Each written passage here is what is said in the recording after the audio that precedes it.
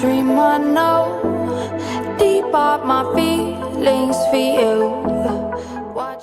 Welcome back to Reality Latest Gist, my good people. Welcome back to your #1 channel for latest news on politics and many other cocoa wey dey sup for inside our green country, so maybe Nigeria. And once again, Reality Latest don come with another latest. We now don't come with breaking news, we don't come with updates. We go like share give the general public. And this informate my good people. Now about the things and things wey dey play for inside Edo State. And the cocoa now be say the Edo State Police Command don come outside the yarn say they don arrest one 32-year-old woman wey dey go by the name Janet Dominic, and they arrest this woman with firearms and ammunition for inside Edo State. And this report, so my good people, e dey come from the public relations officer of the Edo State Police Command, and this country person dey go by the name Moses Yamu. Na him be the Edo State Police Command, their spokesperson. Now Oga Moses Yamu now dey like talk to tori people about the things and things wey dey sup.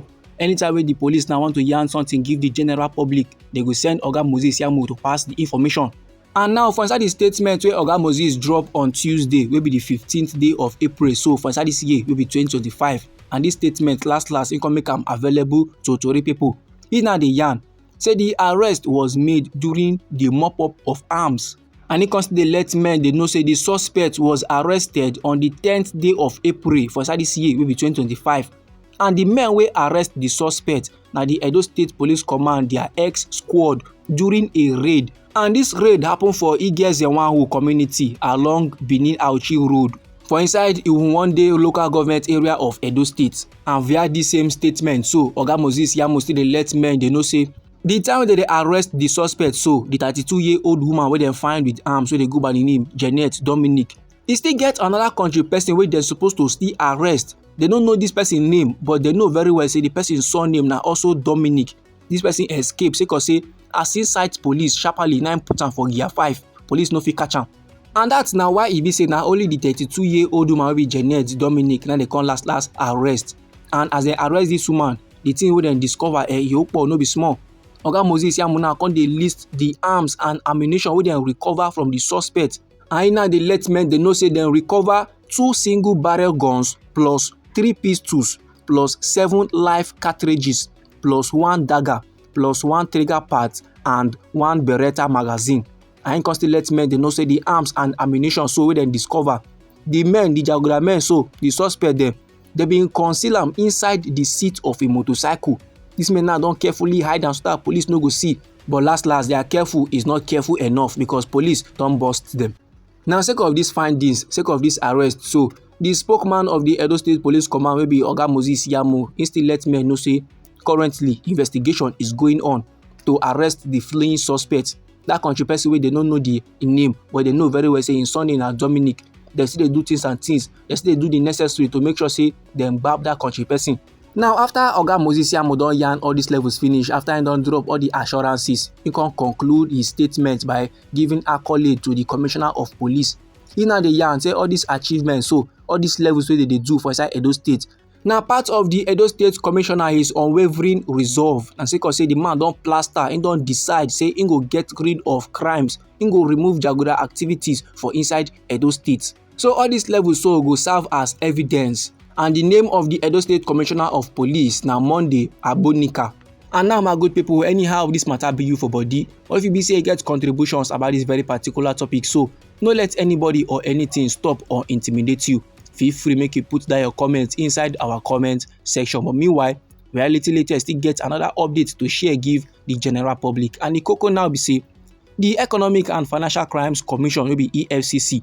Them now don't come outside come dey let men they know say they don't arrest 19 individuals for allegedly engaging in internet fraud for inside Benin City, Edo State. This informate so my good people, it for inside the statement where EFCC then drop for their official social media handle for the popular social media platform wey we know as X. And no be lie, the EFCC then drop reasonable things for their statement. You know say them now come dey yarn they give men. Say the arrest now of this suspect, these individuals them, it was carried out by operatives of the Benin Zonal Directorate of the Economic and Financial Crimes Commission.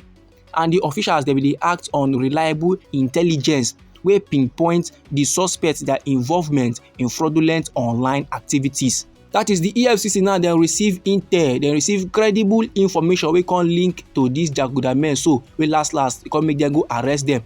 Now I believe very much say this update now many go hear am go get joy, many go hear am they go para, but the EFCC don't let that their comments now bother them at all. Them now they let men they know say the intelligence, the information wey dem receive reportedly link the group to schemes designed to deceive victims through illicit internet operations. That is, na men na last cast those men their matter. Na men na last give information to the EFCC. Say make dem come o, something fishy is going on here, and that something fishy dey relate to internet fraud. Men dey use jagoda means say they collect money, they collect men their hard-earned money. And normally, my good people, EFCC no fit receive this kind information, but then decide to go Kada Plaza go dey enjoy life. No, as dem get the informate sharply, they enter action, and it can lead to the arrest of the 19 individuals. And still for inside the statement, my good people, EFCC still let men know say the details of the alleged crimes now where the individuals then commit have yet to be disclosed.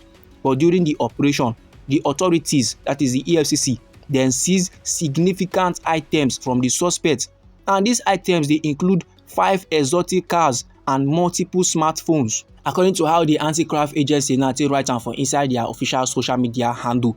They say operatives of the Benin Zonal Directorate of the Economic and Financial Crimes Commission, EFCC, on Saturday, maybe the 12th day of April for this year, so maybe 2025, they arrest 19 suspected internet fraudsters at different locations within Benin City, Edo State. The suspects were arrested based on credible intelligence that linked them to fraudulent internet activities. Items recovered from them includes 5 exotic cars and smartphones. They will be charged to court as soon as investigations are concluded. Now I believe say I go don clear the doubt of many. This my good people na the statement wey EFCC then drop for their official social media handle. And no be lie, this latest crackdown so they follow a series of similar operations by the EFCC for inside Edo State and beyond. EFCC they continue to arrest countrymen across the nation Nigeria. Those countrymen now they involved in jagoda activities, and these things now wey EFCC they do so, it they reflect the agency their intensified focus on tackling internet fraud, where many country people know as yahoo for inside the nation Nigeria. So it go good as a country person if you dey involved in this activity. It go good make you comot hand, it go good make you comot leg, it go good make you comot your full body, because e no go funny last when the Economic and Financial Crimes Commission don arrest you. This my good people now the information wey I wan share give the general public. Now anyhow the matter be you for body, or if you be say you get contributions about this very particular topic, so no let anybody or anything stop or intimidate you. Feel free to make a drop down your comment inside our comment section. And once again, now we be reality latest gist. Now we dey like give on our latest news on politics and many other cocoa wey dey sup for inside this our green country, so we be Nigeria. And if you be say you like this update and you go like to receive more, then sharply make you subscribe to reality latest gist, and don't forget to put on the notification bell so that as we dey bring more news dey come your side, now you go first receive the update and you go even get them sharp. Now me dey come back with more news, me dey come back with more reports for you my good people. Try make it no go anywhere.